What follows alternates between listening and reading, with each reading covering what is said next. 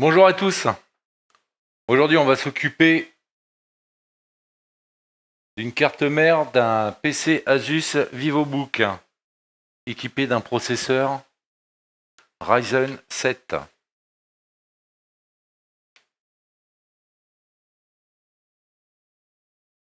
Il y a juste un processeur.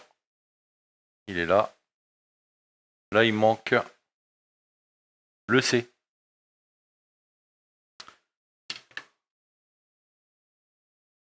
Donc, les informations sont les suivantes. La panne. Depuis que nous avons changé la dalle, le PC ne démarre plus car on a oublié de déconnecter la batterie.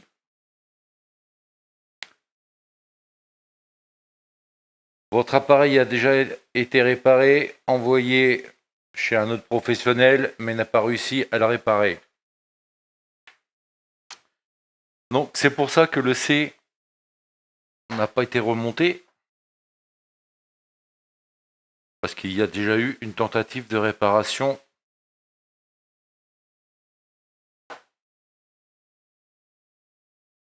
On va dire qui n'a pas été concluante. Donc le C, je l'ai. Je ne suis pas encore ouvert, je ne sais pas dans quel état il est.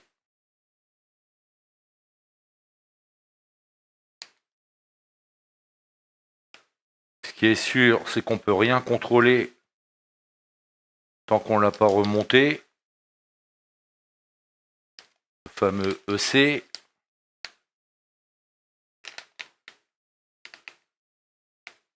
J'essaie de le sortir sans l'abîmer.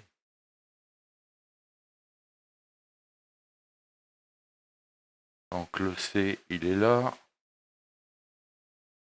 Alors, le 1.33, il est là. Donc, va comme ça.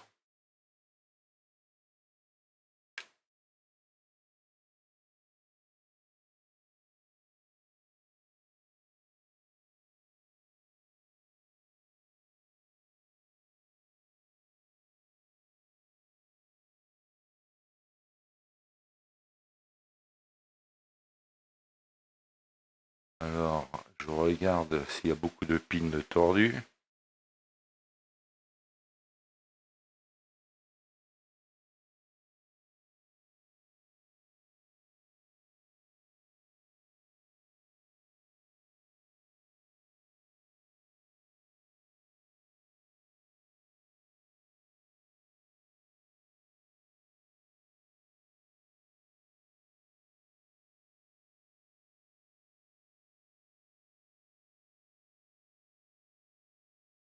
Bon, il y en a quelques-uns, mais a priori, rien de dramatique. Alors, dans un premier temps, on va le remettre en place, cet EC, pour ensuite voir ce qu'il se passe et pouvoir faire un diagnostic. Parce que là, dans l'état actuel, c'est impossible. Allez, c'est parti.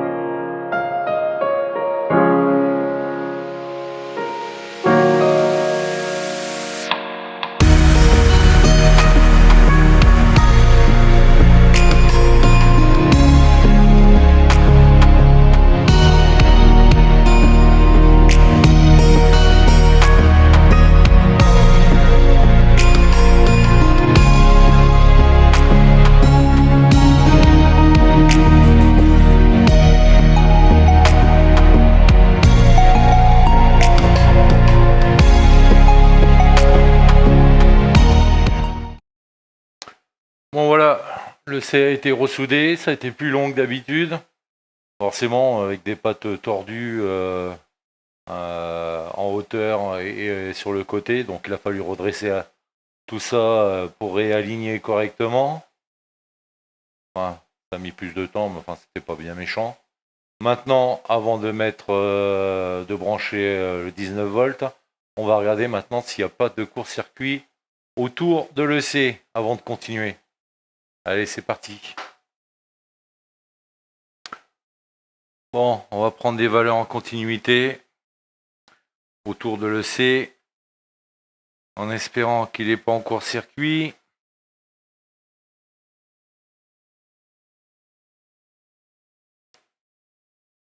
Oh bah.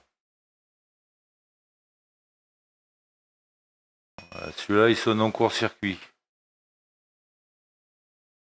Celui-là, non. Celui-là, il sonne en court-circuit.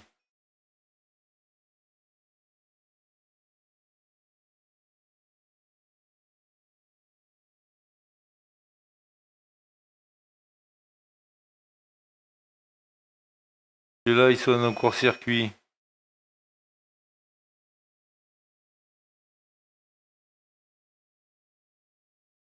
Voilà. Je comprends bien. On a perdu du temps à redresser les pins et à ressouder un EC qui est HS.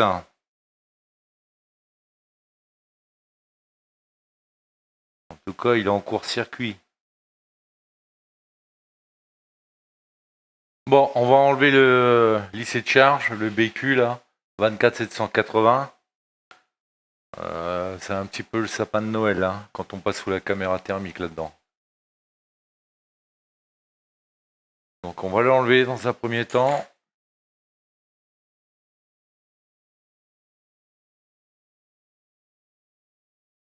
Je ne sais pas s'il a déjà été remplacé ou pas. Je sais pas. C'est toujours problématique de savoir ce qui a été fait ou pas.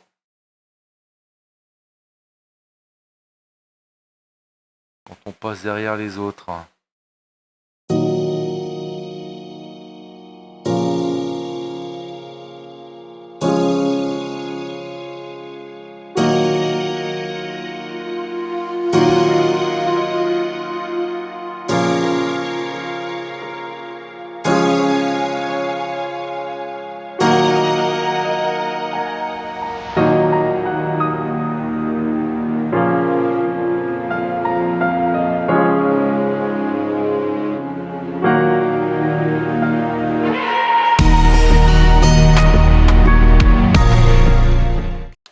Bon voilà, on a remplacé le lycée de charge, le BQ 24780.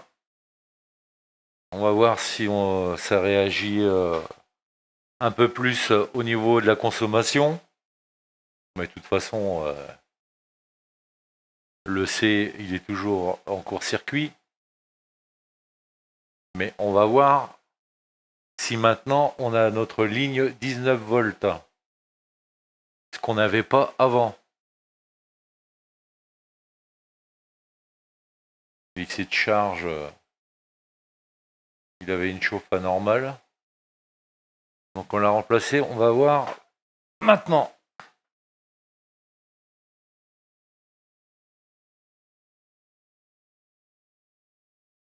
Je le branche.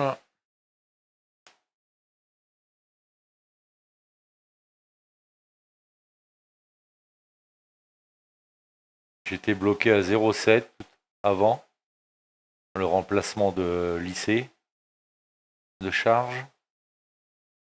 Maintenant, il veut monter. Et il y a toujours un problème. Là, il monte à 63, 50. Donc,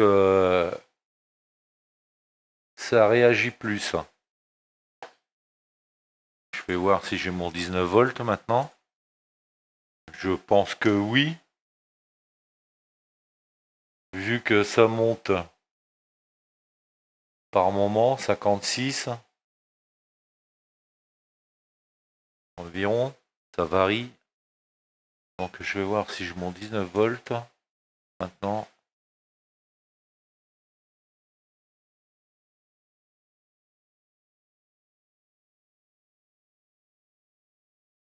Alors l'entrée.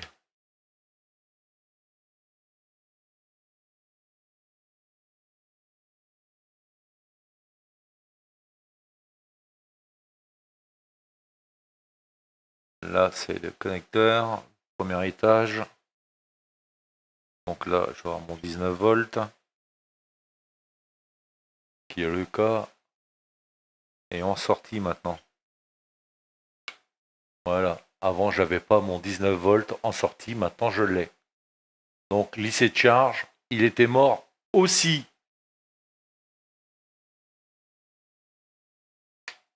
Bon, maintenant on va la brancher. On a notre ligne 19 volts qui est bien présente. On va la passer sous la caméra thermique.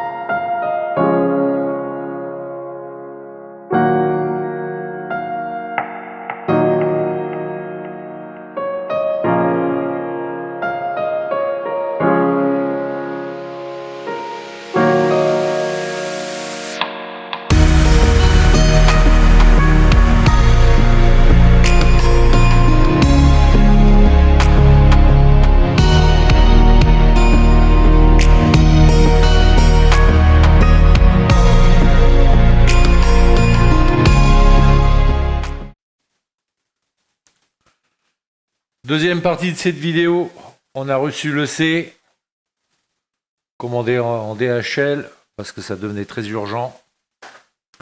Donc on va le remplacer, enlever l'ancien qui est en court-circuit, et mettre celui-là, le nouveau, le neuf, à la place.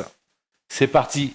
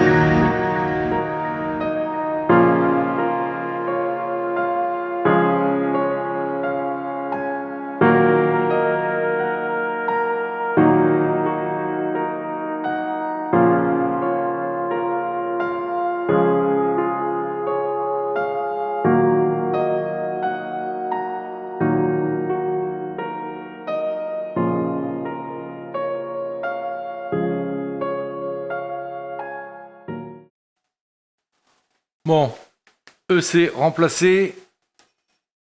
Contrôle. On va voir si on a bien plus de court-circuit.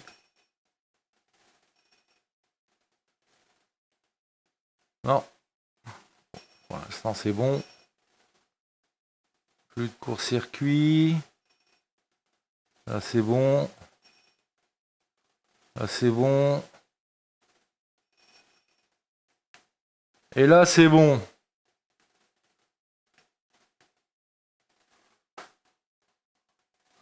Donc, maintenant, on va le brancher.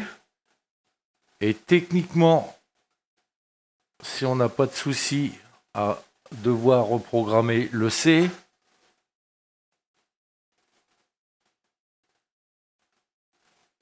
s'il se reprogramme bien tout seul, on devrait avoir un démarrage. Donc, on regarde ça. Bon, j'ai remonté le refroidisseur et le ventilateur. Vu ce qui a été fait et ce qui n'a pas été fait, que je ne suis pas au courant, je préfère faire un test de communication, s'il y a bien de la communication en interne, avant de tout remonter et de m'apercevoir qu'il y a un problème, ce que je ne souhaite pas. Mais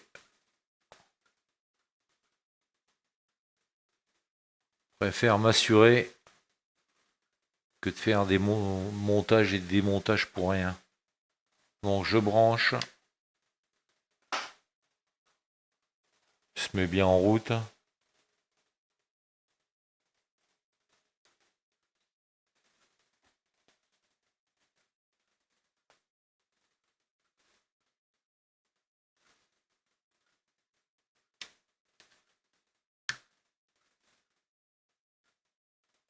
Pas de communication. Troisième partie, carte mère VivoBook équipée d'un processeur Ryzen 7. Un PC récent, 2020. La dernière version du BIOS, elle est 2021. Donc il n'y a pas de schéma là-dessus. Donc, petit récapitulatif rapide. Gros court-circuit. On a remplacé le C. On a remplacé l'IC de charge. On l'a mis en route. Connecteur de charge. Elle s'allumait. Se mettait en fonction. Mais aucune communication. Zéro. Donc, ce qu'on a fait, on a extrait le fichier, le microprogramme du BIOS, qui fait 16 mémos, et je l'ai passé à l'éditeur hexadécimal, et je l'ai examiné de A à Z. Et je peux vous dire que c'est du boulot. Donc, j'ai trouvé un segment qui était légèrement différent. Je l'ai récupéré, ce morceau de segment, sur le BIOS, téléchargé sur le site Asus. C'était la version 300, la première version du BIOS. Donc il a fallu que je déduise avec le fichier en hexadécimal quelle était la version qui était déjà installée dessus. Puisque ça démarrait pas, il a fallu déjà trouver la version qui était installée. Donc c'est la version 300, j'ai téléchargé la version 300 et j'ai récupéré le petit morceau, le segment qui m'intéressait pour corriger le BIOS. Ça, une fois fait, ça n'a pas changé le problème au niveau communication. Donc, je me suis débrouillé pour trouver un schéma GA 502 UI, je crois. Je vous le fais voir.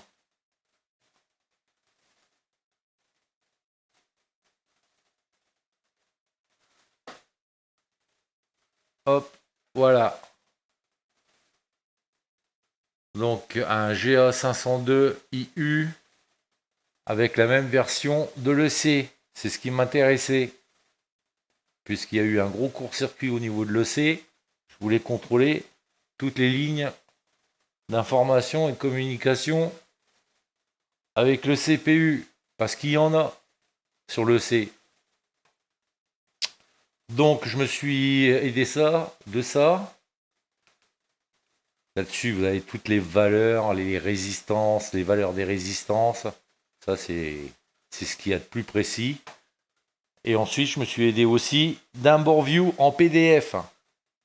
Donc c'est un PDF, si vous cliquez dessus, ça fait rien. Mais vous avez les numéros de ligne. Et vous avez le nom des lignes qui arrivent à chaque pin. Et comme c'est le même EC, c'est forcément le même type de ligne.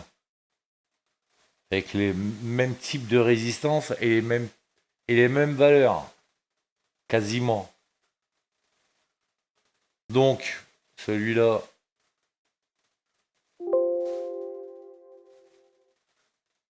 Voilà.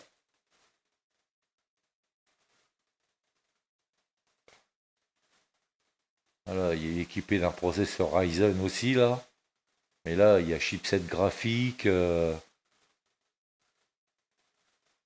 Celui-là, c'est une configuration plus grosse. Mais moi, ce qui m'intéressait, c'est cette partie-là. Et ça m'a bien aidé. Donc, après examen de toutes les lignes autour de l'EC, on a trouvé une résistance avec une valeur qui n'était pas bonne. Une résistance qui devait être à 1 kg. Elle était à entre 3 et 4 kg. Je l'ai remplacée. Et là, on a corrigé le problème sur une ligne de communication avec le CPU pour donner son état.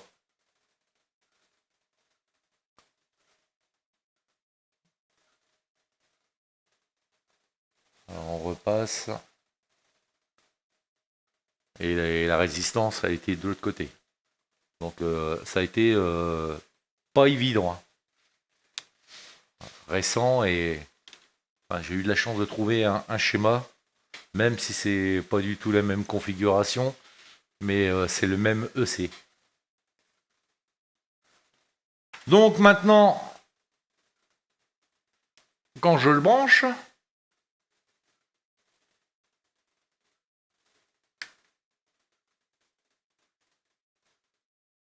vous allez voir la console.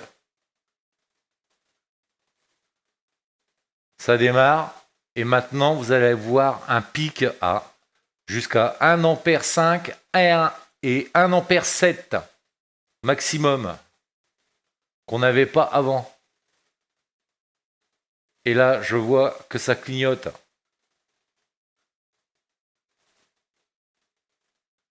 Voilà, on a récupéré la communication du CPU avec le restant des accessoires et dont le C.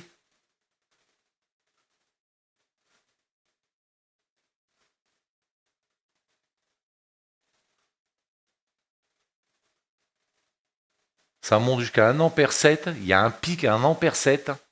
Et après, ça redescend bien plus bas. Mais on voit que avant, si je me rappelle bien, on bloquait vers les 700, 800. Ça bougeait plus. Que là, ça varie beaucoup plus. Et on n'avait pas de pic à 1 ampère 5, 1 ampère 7. Ce qui est le cas maintenant. Le ventilateur il tourne et tout. Donc voilà. On l'a récupéré cette carte mère. Je vais la remonter dans le châssis. On arrive à la conclusion de ce PC VivoBook en Ryzen. Donc, comme je vous ai fait voir juste avant, la carte mère fonctionnait très bien. J'ai monté la dalle. J'avais monté la dalle pour le test. Et la dalle, elle est cassée. Et j'ai eu le client. Elle a cassé pendant le transport parce que il m'a dit, il m'a confirmé que c'était celle qui était non cassée. Enfin bref, il me restait, elle est cassée là. Je crois qu'on voit le reflet. Ouais, on voit le reflet. Là, cassé là. Enfin, j'avais cette partie-là de fonctionnel. Jusque-là, à peu près, ça fonctionnait. Là, on voit la tâche là. Enfin, cette partie-là fonctionnait. Je referme. Donc, ce PC a fonctionné parfaitement pendant les tests. C'est-à-dire, j'ai laissé 2 heures de temps en test, le temps de recharger la batterie à 100%. Je l'ai arrêté et j'ai voulu le remettre en route en fin de journée. Et là, terminé, il ne voulait plus redémarrer. Alors, qu'est-ce qui s'est passé? C'est le CPU qui a fini par lâcher. Et donc, je pense que le pic qu'on voyait à 1 ampère 7, qui me paraissait un peu élevé quand même, je n'ai pas l'habitude de voir batterie non en place, c'est-à-dire batterie déconnectée, 1 ampère 7 au démarrage sur ce type de CPU. Alors, je connais très bien les Intel, moins les Ryzen, on en voit moins. Mais j'ai eu un Ryzen 5, un court-circuit, ça s'est terminé quasiment dans le même cas de figure. Donc, ils sont pas plus costauds que les Intel au niveau court-circuit. Hein. Ça, c'est sûr. Donc, il est resté en test pendant 2 heures. Pas de souci, fonctionnait parfaitement. J'avais d'image. Il n'y avait pas de mot de passe sur le SSD. On apparaissait, on venait directement sur le bureau. Et donc, ça ne démarrait plus. Et pour vous montrer pourquoi je suis sûr que c'est le CPU, déjà, la batterie, elle est connectée.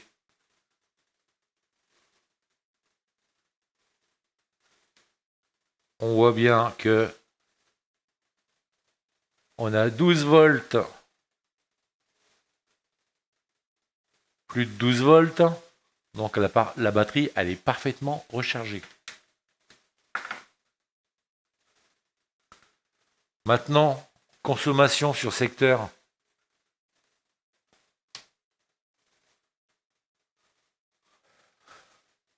« 17. Des fois, on a un pic à 60, très rapide.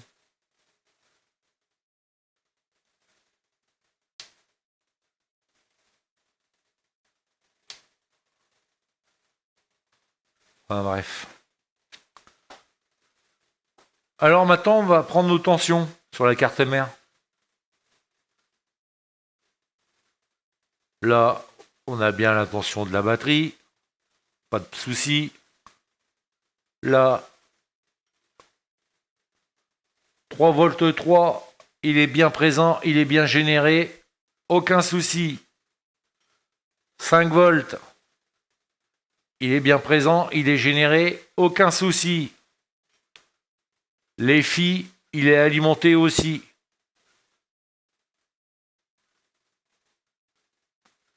Pas de souci.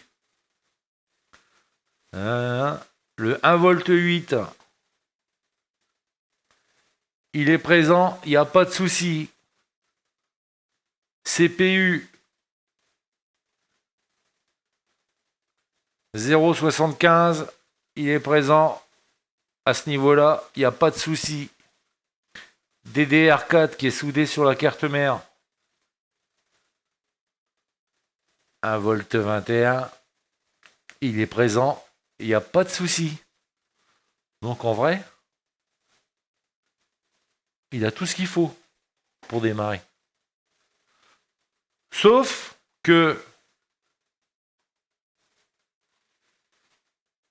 au niveau des deux gros inducteurs cœur du CPU qui sont là, et là le plus petit, celui-là qui doit être le GT2, c'est-à-dire le graphique. On prend les tensions et on n'a rien.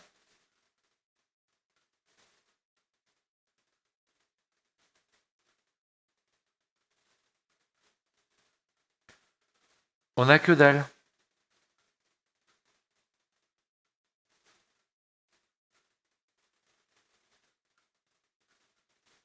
Mais c'est pas un problème d'IC qui gère le CPU. Hein. Ça, c'est pas ça le problème. Donc voilà, le client a été prévenu. J'ai regardé le prix du CPU, on est à un peu plus de 200 €. Le client, il a dit stop, on arrête les frais, que je peux tout à fait comprendre. Donc voilà, ça avait bien commencé et on finit sur un échec. C'est des choses qui arrivent, c'est pas le premier et ça sera pas le dernier. Mais on aura fait le maximum. Et on aura réussi quand même à la faire démarrer, même si ça n'a pas duré longtemps. Mais on a été jusqu'au bout des choses et de la conclusion finale, bonne, et là, mauvaise. Malheureusement, c'est des choses qui arrivent. Voilà, en espérant que cette vidéo vous a plu, et à la prochaine.